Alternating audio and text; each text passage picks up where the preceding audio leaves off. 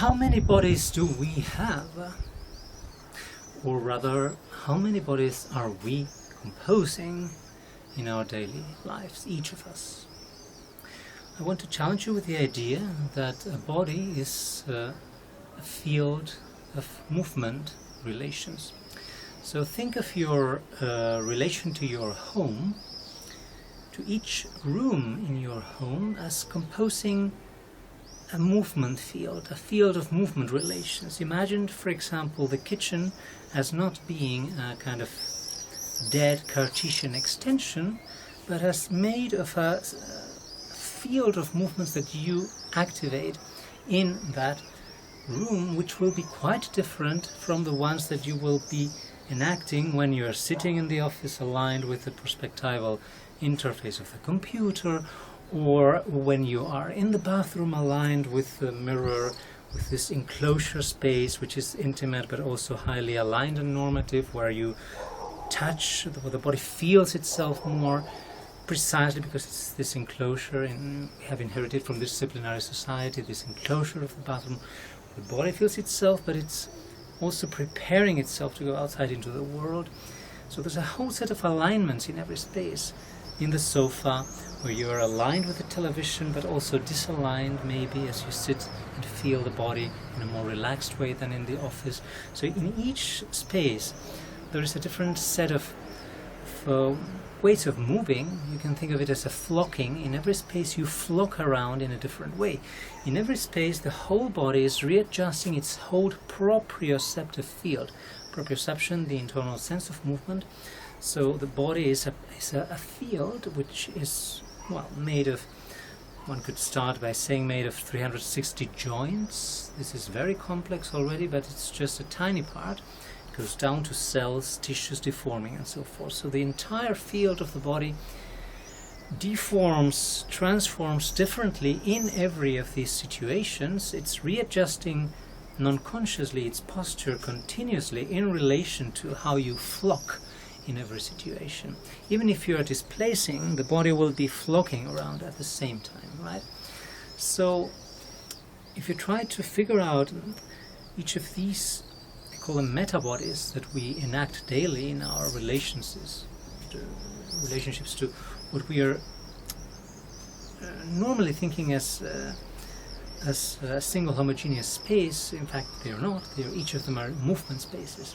So try to think how different they are, how some of them are very aligned, some of them are more lively.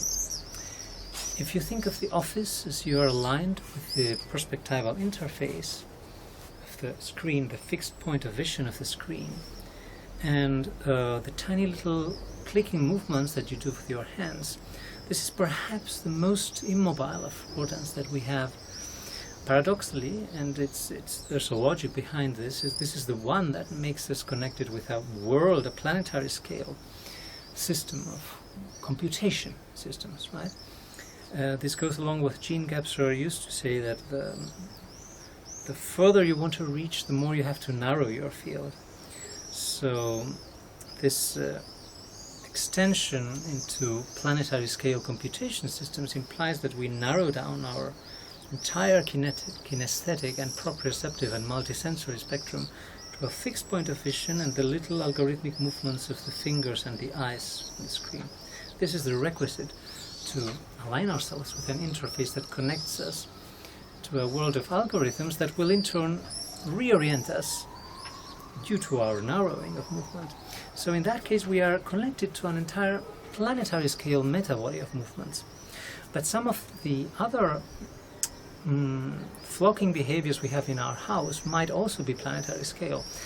Think of different kinds of machines that suddenly enter the house, and you have to, well, follow their instructions and enact them and perform them. They are mostly, of course, industries that are implanting themselves at planetary scales. Or if you drive the car, for example, what kind of flocking do you have with the car as your proprioception extends in the entire car? You feel it literally as an extension of your proprioception.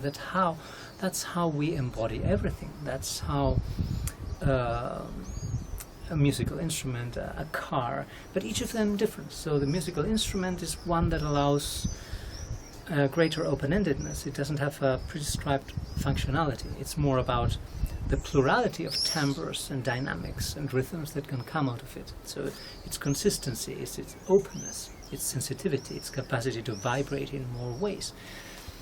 This maybe can apply also to other kinds of more functional tools as well, but some of them narrow down the field significantly.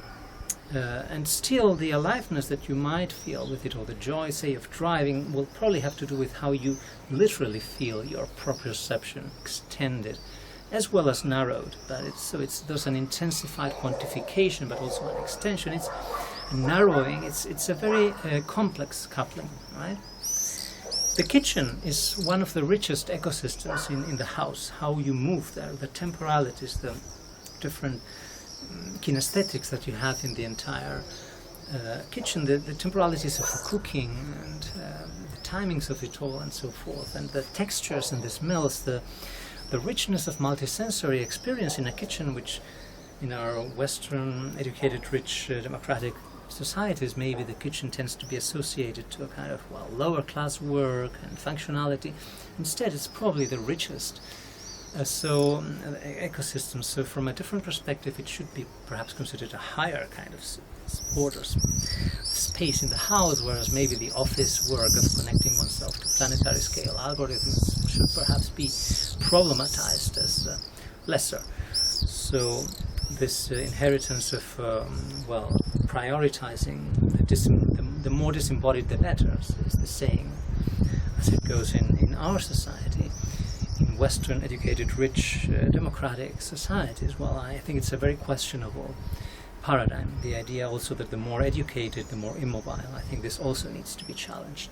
So let's consider how in the house, every field, every room, or every situation has different ecosystem, different types of movement, but also different degrees of alignment. Some of them are more rich, more disaligned in a way. They allow more degrees of freedom. How the entire movement of the body, the entire field of the body is readjusting itself, recomposing with whatever it's doing. This also implies that if there are different people living in the same house, each of them will have also a different type of flocking, a different proprioceptive dynamics.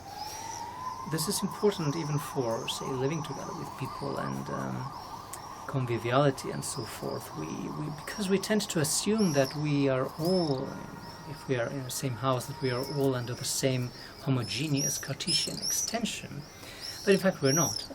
Space is coming from the movement, so each body will be creating a different space. So it often happens that in the same house, different people living together, each of them are creating a different type of space, and sometimes this gets into conflict.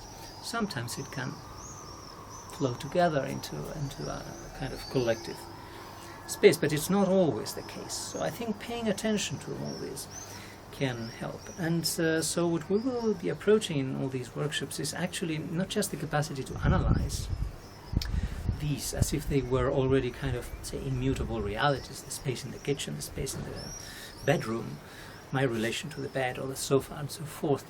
Rather, it's just a starting point to mobilize new possibilities, completely new, more disaligned relations to the kitchen, to the bed, to the sofa, to the office, to, well, whatever allows us to reinfuse a greater proprioceptive openness in our worlds.